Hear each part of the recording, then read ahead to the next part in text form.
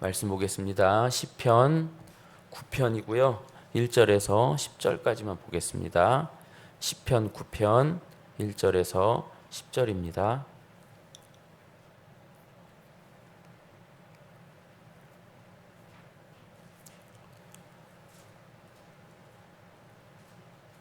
네, 찾으신 줄 알고 한 목소리로 같이 읽겠습니다. 시작. 내가 전심으로 여호와께 감사하오며 주의 모든 기이한 일들을 전하리이다. 내가 주를 기뻐하고 즐거워하며 지존하신 주의 이름을 찬송하리니 내 원수들이 물러갈 때에 주 앞에서 넘어져 망함이니이다. 주께서 나의 의와 송사를 변호하셨으며 보좌에 앉으사 의롭게 심판하셨나이다. 이방 나라들을 책망하시고 악인을 멸하시며 그들의 이름을 영원히 지우셨나이다. 원수가 끊어져 영원히 멸망하였사오니 주께서 무너뜨린 성읍들을 기억할 수 없나이다. 여호와께서 영원히 앉으심이여 심판을 위하여 보좌를 준비하셨도다. 공의로 세계를 심판하시며 정직으로 만민에게 판결을 내리시리로다. 여호와는 압제를 당하는 자의 요새이시오 환난 때의 요새이시로다. 여호와여 주의 이름을 아는 자는 주를 의지하오리니 이는 주를 찾는 자들을 버리지 아니하심이니이다. 아멘. 가장 안전한 곳 하나님의 품이라는 제목으로 말씀을 전합니다. 예전 수요예배 설교에 시편을 연속 설교하면서 그때 이제 말씀드린 것으로 기억하는데요. 시편은 한 편 한 편을 하나의 독립적인 시로 봐서는 안 된다고 했어요. 즉 시편 한 편 한 편이 그 앞에 있는 시편과 뒤에 있는 시편의 어떤 관계 없이 맥락 없이 그렇게 배열된 것이 아니라 어떤 관계성을 가지고 배열되었다는 것이죠. 예컨대 시편은 다윗의 시편이 제일 많잖아요. 다윗이 지은 시는 성경에 있는 것보다는 더 많았을 거예요. 그러나 하나님의 감동을 받은 어떤 이가 그 많은 시들 중에 추려서 또 그렇게 추린 시들을 나름의 의도를 가지고 순서를 정해서 지금의 형태로 만들었다라는 것이죠. 따라서 시편을 한 편 한 편 따로 읽어갈 것이 아니라 어떤 연결고리가 있는가 그것을 살피며 이렇게 쭉 읽어가야 한다는 말이에요. 오늘 9편도 그냥 읽을 것이 아니라 멀게는 시편 1편서부터의 흐름, 가깝게는 8편의 흐름을 쫓아 읽어가야 할 것입니다. 어려워요. 그래서 자, 8편의 핵심 8편이요. 9편이 아니라 8편의 핵심 어절은요. 첫 절과 끝절에 있는 주의 이름이에요. 주의 이름. 그 주의 이름이 이제 오늘 본문 2절에서도 동일하게 등장합니다.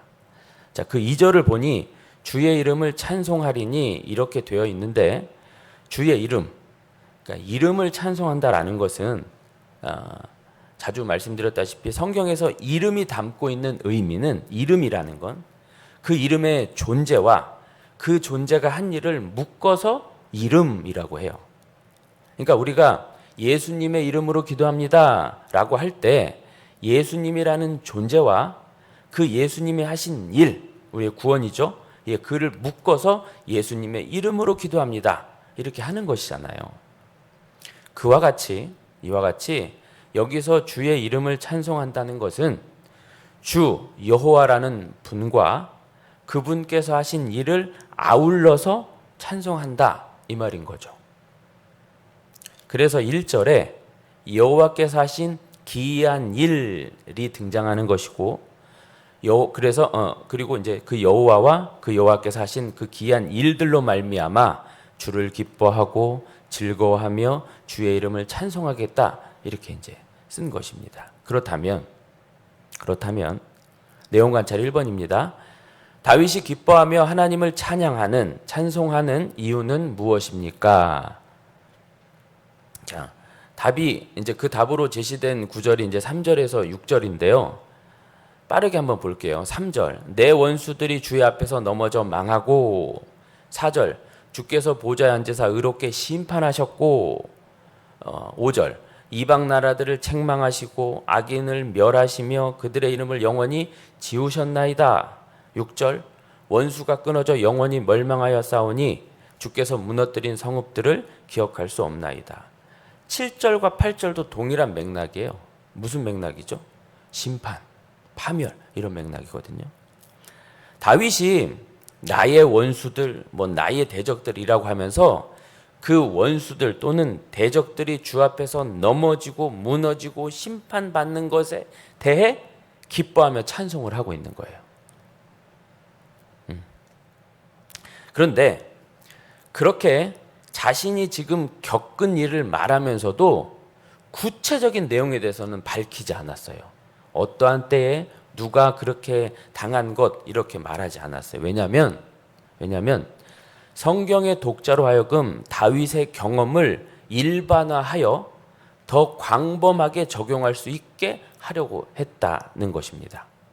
즉 무슨 말이냐면 다윗은요 메시아 예수님을 예표하는 인물이거든요. 이런 연유로 다윗의 적은 누구의 적? 예수님의 적이며 또한 우리의 적이 되는 것입니다. 돌려서 다윗의 승리와 기쁨은 곧 예수님의 승리와 기쁨을 말함과 동시에 예표함과 동시에 우리의 승리와 기쁨을 말하는 것이기도 한다라는 거죠. 이렇게 해석하게끔 그 안에서 해석하게끔 구체적으로 말하지 않는 거예요. 다윗은 자신의 생애에서 경험한 크고 작은 문제들을 어떠한 시각으로 보냐면 악인과 악이 영영 죄거되어 도말되는 하나님의 통치의 완성, 하나님 나라의 실현으로 보는 거죠. 그런데 그렇게 악인과 악이 세상에서 영영 제거되고 도말되는 것은 언제, 어떻게 이루어지죠? 네, 다윗 때 이루어지나요? 아니에요. 다윗 때 이루어지지 않아요. 예수 그리스도의 십자가와 부활로 이루어져요. 다윗은 바로 그때를 성령의 조명하심 속에서 보고 이해하고 찬양하고 있는 거예요. 지나친 비약이 아닌가, 과장이 아닌가 이렇게 생각하실 수도 있는데 이렇게 한번 생각해 볼게요. 여러분, 우리 신자들이 경험하는 문제가 뭐죠? 신자들에게 당면하는 문제들, 그런 문제의 원인과 그 문제들로 깨닫게 되는 게 뭐죠? 죄와 죄된 세상, 그리고 그 죄를 용서받았지만 여전히 그 죄 아래서 허우적대는 우리의 어떤 안타까움, 이거거든요. 그러나 그 속에서 우리가 감사하고 찬양할 수밖에 없는 유일한 이유는 그 죄와 죄된 세상을 이기신 예수 그리스도를 우리가 믿고 소망한다는 것 아니겠습니까? 현실은 여전히 죄와 이 세상이 득세한 것 같지만 참된 현실, 영적 현실은 어떠하죠? 이미 우리 주님이 승리하셨고 승리가 된 것이잖아요. 다윗은 결국 예수 그리스도로 말미암는 하나님의 의로운 통치와 심판을 믿음으로 내다보면서 그것을 찬양하고 있는 것이죠. 자, 내용 관찰 2번입니다. 다윗은 하나님을 무엇으로 비유합니까? 9절을 보시면 요새로 비유했어요. 요새. 그런데 중요한 건 어떤 요새냐면 압제를 당하는 자의 요새고 환난 때, 고난 때의 요새라고 해요. 그냥 무작정 요새라고 하는 게 아니라. 그럼 여기서 말하는 압제를 당하다, 환난, 고난을 당하다의 의미는 무엇일까요?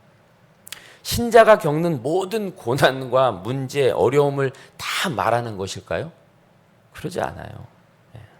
앞서 말씀드린 대로 하나님은요, 다윗 개인의 사적 원한 등을 갚아주시거나 개인적인 대적을 물리치신 게 아니에요. 그러니까 우리에게로 적용하자면 일상에서 빈번하게 일어나는 시시콜콜한 그런 것들의 어떤 해결을 말하는 것이 아니라는 거죠. 아전인수격으로 우리가 자주 실수하고 하는데 아전인수격으로 아무 일에나 나의 아무 일에나 나의 아무 어려움에나 이런 말씀들을 적용할 것은 아니라는 얘기입니다.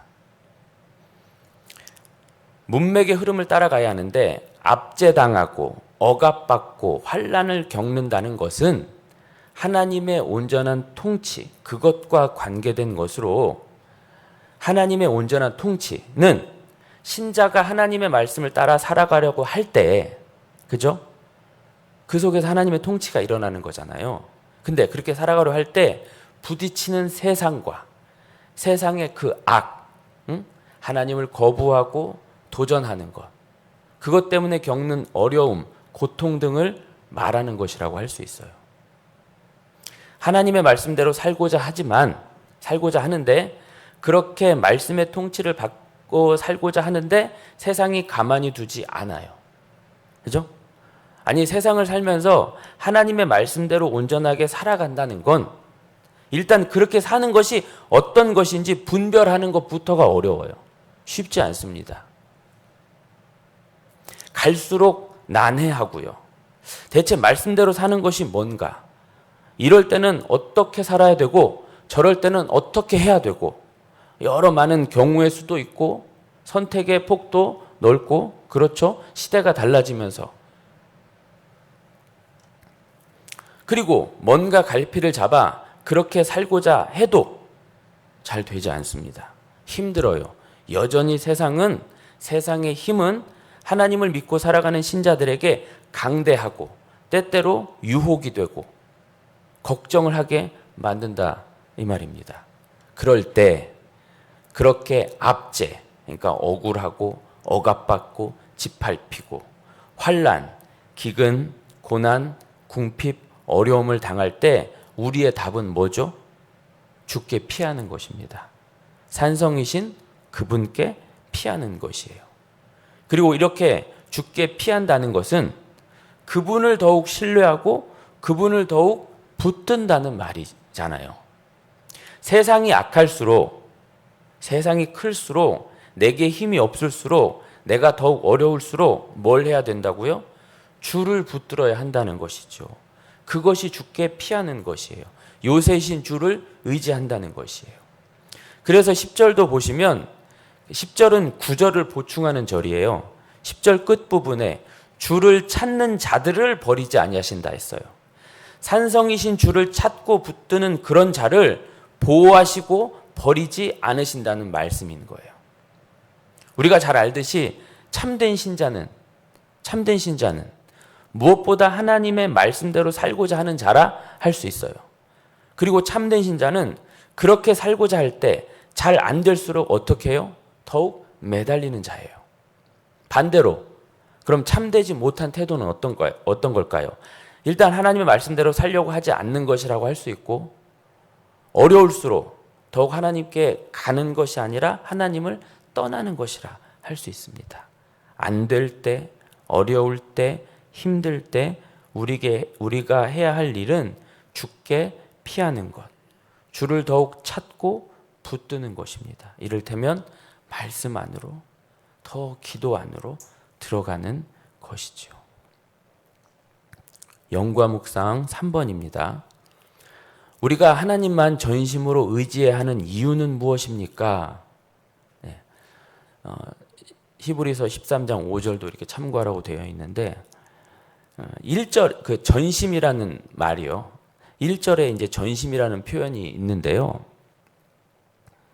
이런저런 책을 뒤져보니까 칼빈은 이 전심에 대해 주석하기를 여기서 말하는 전심이란 두 마음이 아닌 한 마음으로서의 전심이다 이렇게 했어요. 그러니까 전심, 온 마음이란 한 분에게 향하는 한 마음이라는 거죠.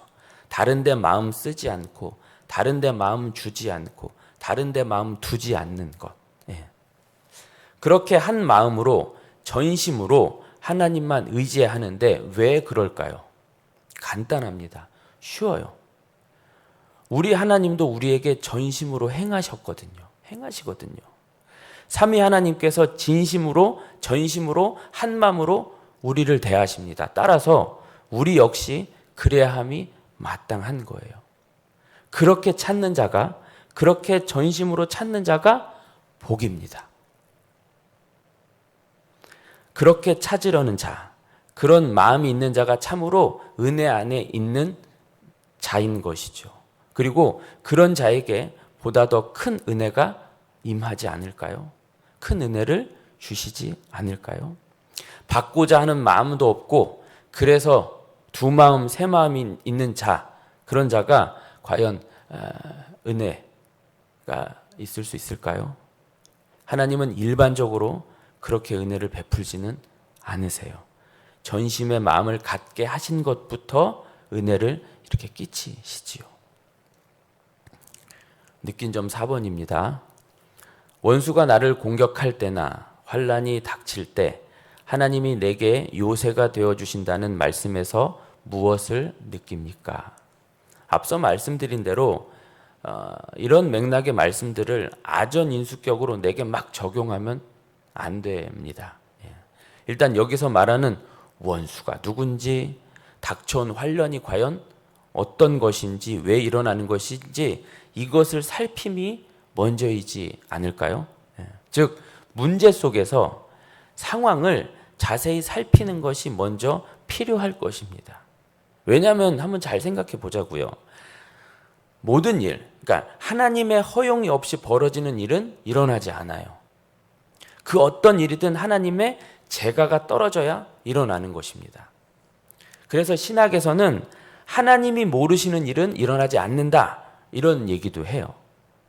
따라서 우리에게 일어나는 수많은 일들, 문제들 다 그분의 허용이 떨어져서 생겨난 일인 것이고, 그렇다라는 건 어떠한 이유가 있다라는 것이죠. 하나님이 그냥 허락하시는 건 아니잖아요. 그렇기에 우리는 무작정 해결만 요구할 것이 아니라 무엇을요? 그 일에 대한 고민과 분석을 하며 풀어나가야 된다라는 것이죠. 이런 이해나 고민이 없으면 때때로 같은 성도를 나와 다퉜다고 해서 뭘로 여겨요? 그냥 원수로 치부하기도 하고요. 환난 아닌 것을 환난이라고 오해하기도 합니다. 하나님께서 어떤 이유와 목적을 가지고 허락하신 것들을 그 이유도 찾지 않은 채 무작정 해결만 해달라고 하기도 하고요. 앞서 말씀드린 대로, 우리가 살펴본 대로 우리 하나님은 우리의 요새이십니다. 우리가 피하기 전에 이미 우리에게 요새처럼 함께 하세요. 그렇게 우리는 그 든든한 요새를 의지하며 우리가 해야 할 것들을 찾아 해야 되는 것이에요. 그 해야 하는 것들이란 보다 더 진지하게 고민하고 돌아보고 공부하고 기도하는 것이죠. 그렇게 그분을, 요새를 신뢰하면서 답을 찾아갈 수 있어야 하는 것입니다. 결단과 적용 5번입니다. 문제가 생겼을 때 내가 가장 먼저 취하는 행동, 배우자나 부모님께 전화하기, 한숨이나 부정적인 말 내뱉기, 기도하기 등 무엇입니까? 네. 말씀드렸던 것은 철저한 분석입니다. 가장 먼저 취해야 될 행동, 분석. 우선 고민하고 헤아려 보는 것이죠. 무엇을 하기에 앞서 진지하게 돌아보고 바라보는 것. 다른 무엇보다 그렇게 차분하게 고민해 봐야, 그래야 내가 어떻게 기도할지도 떠오르고 그 다음 행보도 이어갈 수 있지 않을까요? 안타까운 것은 많은 신앙인들이 이것을 잘 하지 못합니다. 왜냐하면 이것을 잘 할 수 있으려면 성경에 대한 전반적인 지식과 교리에 관한 풍성한 이해가 있어야 하거든요. 그런 것이 없으면 스스로 고민을 하지 못해요. 막혀요. 따라서 성경에 대해 많은 공부가, 또 깊은 공부가 있어야 합니다. 그리고 그 공부를 베이스로 고민에 들어가야 되죠. 왜 일이 일어났는가? 하나님께서 요구하시는 건 무엇인가? 나는 어떻게 해야 되는 것인가? 차분하게요. 제가 이제 중고등부 아이들이나 청년대학부 아이들을 가르치는데 그들에게 늘 하는 잔소리가 그거예요. 생각 좀 하자고. 그냥 예배당 나와서 앉아있지 말고, 그냥 말씀 듣지 말고, 그냥 예배 드리지 말고, 그냥 신자라고 하지 말고 고민해보자. 깊이 왜 나에게 그런 일이 닥쳤고 그때 나는 무엇을 해야 되고 하나님께서 요구하시는 건 뭔가 차분하게 심사숙고해서 그래야 어떻게 기도할지 방향도 잡고. 자, 그 뒷부분입니다. 결단과 적용 뒷부분이요. 힘들 때마다 술과 담배를 의지하거나 게임과 TV와 잠으로 도피하지 말고 찬양과 말씀과 기도 속에 들어가 하나님을 붙들기로 결단합시다. 너무 당연한 말인데요. 조금 생각을 좀 달리 해봤으면 좋겠어요. 혹시나 그럴 분이 안 계시지만 혹시나 술과 담배, 게임과 TV, 잠으로 도피하고 계신 분이 있다면 그런 것이 그렇게 대단한 죄는 아니라고 생각돼요. 다만 바라옵기는 그런 것들을 통해서 오히려 이것들 다 해봤는데 이것들 부질없구나. 이것이 내게 진정한 만족과 해답을 주지 못하는구나. 그래. 하나님을 붙잡자. 기도해보자. 이렇게 되었으면 좋겠어요.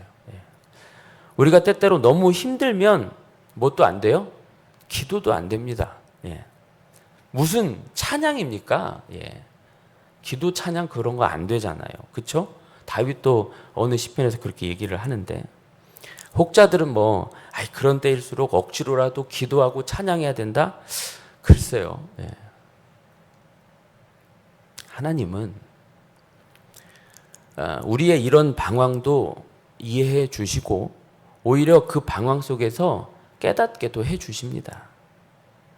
혹시나 이런 것들 속에서 방황하신다면 또는 이렇게 주변에 그렇게 방황하시는 이가 있다면 그런 방황 속에서 그것들과는 비교할 수 없는 평안함과 진정한 만족을 주시는 하나님께 나아갈 수 있기를, 그런 은혜가 있기를 같이 이렇게 기도해 주시며 권면해 주시면 좋겠습니다. 오늘의 기도 같이 읽겠습니다. 시작. 세상에서 도피처를 찾아 방황하지 않고 안전한 요새 되신 하나님 품으로 달려가게 하소서. 아멘. 말씀을 생각하며 기도